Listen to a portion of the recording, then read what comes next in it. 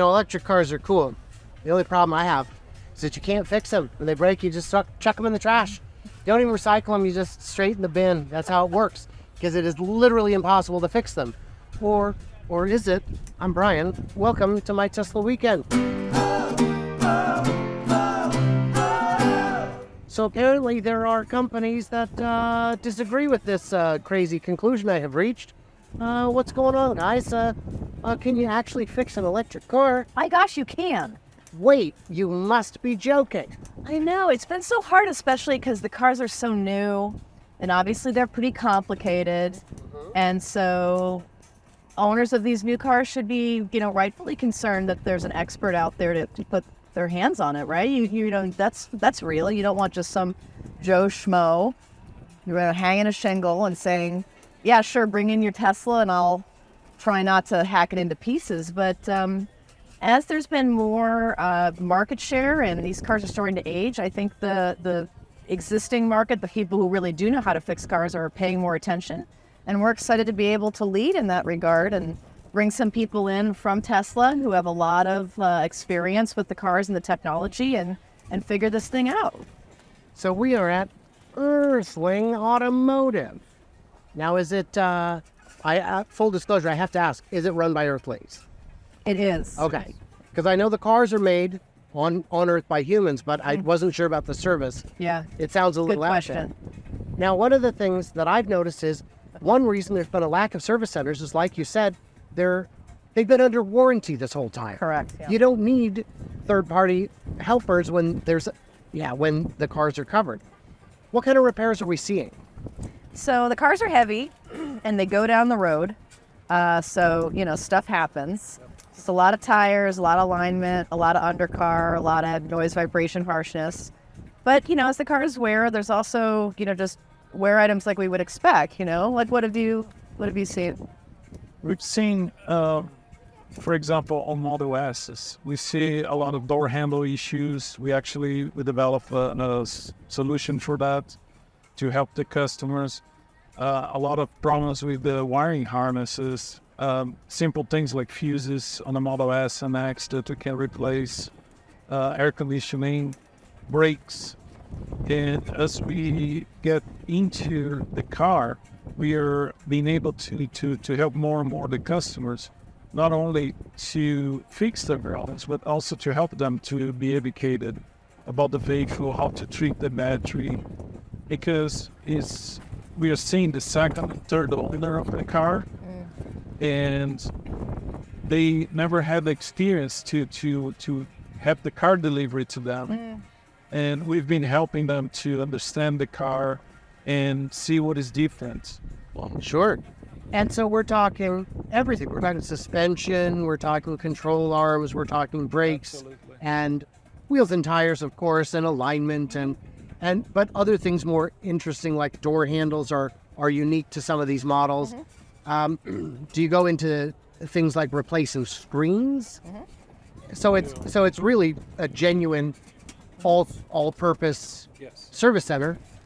A couple really important things happen. So first is the cars are coming out of warranty. And Tesla for a long time has supported cars and their owners by subsidizing a lot of repairs. And so, you can't compete with free. So now that the cars are aging and there's a lot of them, the Tesla just can't take care of them. And Tesla's now starting to charge real money. And it's hard to get your car in the first place. So that's created an opportunity for alternatives. The second is that understanding that they're kind of, running out of bandwidth, Tesla has made parts available to outside installers, and they've made toolbox available to the independents. So you do have to, certify, and they have to make sure you're legitimate and so on and so forth. But they're much more engaged with, kind of traditional aftermarket service providers now with service information, parts, and scan tool. And that's been really exciting because we ultimately do depend on Tesla to be able to fix these cars.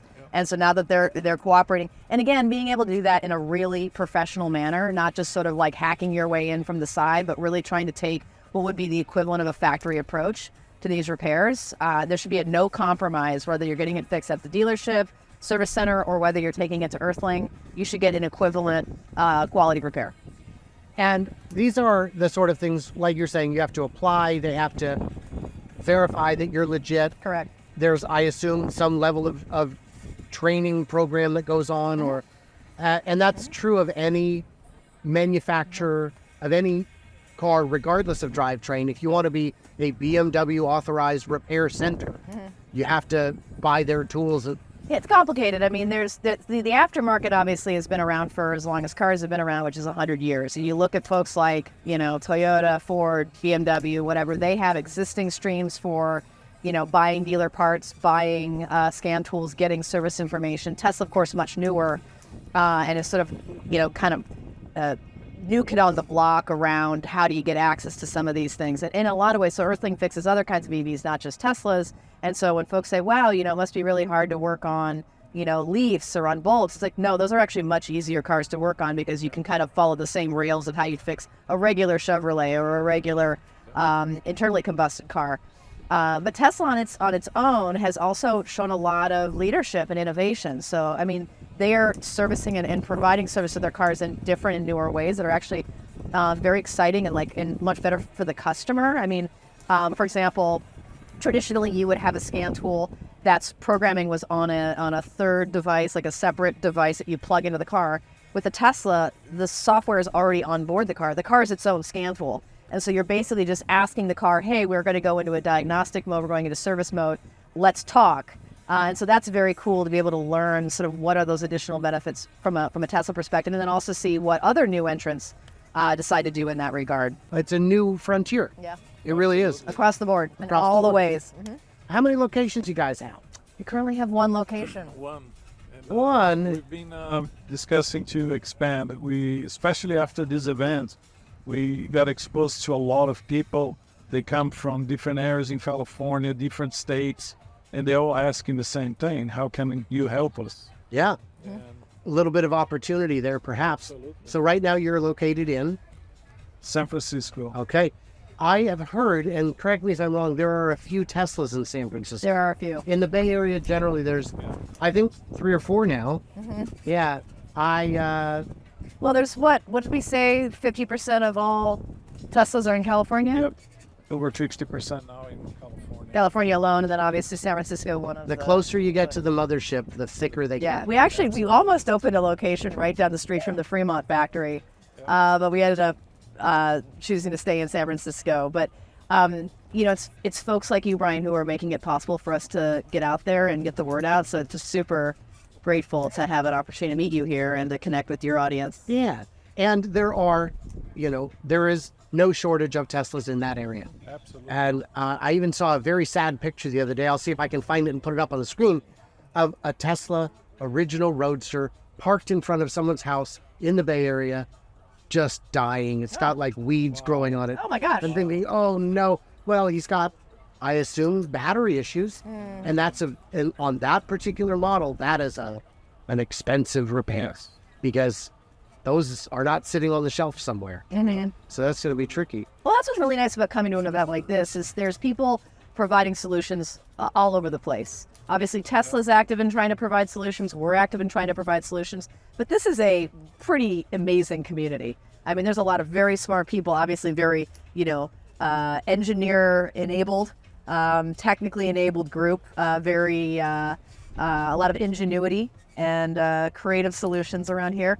So, I mean, we just want to be a part of that conversation. We want to be part of that can-do spirit where it's like, okay, you've got a Roadster. You want to keep it on the road. Let's work with the rest of the Roadster community and figure out what's out there to try and get that car fixed. And we're learning from the community. I mean, obviously, we're having our own experiences in the shop to be able to then pay forward to the next customer that comes in with a similar problem. But we're going to be learning from enthusiasts. And that was a playbook that we started at a previous shop, Luscious Garage, that was open 17 years ago that basically did this with early hybrids and plug-in hybrids, active in the sort of conversion EV community, but less so in the factory EV community. And now that we have factory EVs that are out there, we're planning on tapping into that same knowledge base, which is what do people know, what do people experience? Like, it's your car, you're the expert ultimately on your own car, and how can we collaborate with you to, get your needs met? So it's exciting for those types of cars that are honestly, people have big question marks. How am I going to keep this car on the road? Like, let's just, Sure. let's meet, let's figure it out together. If you bought a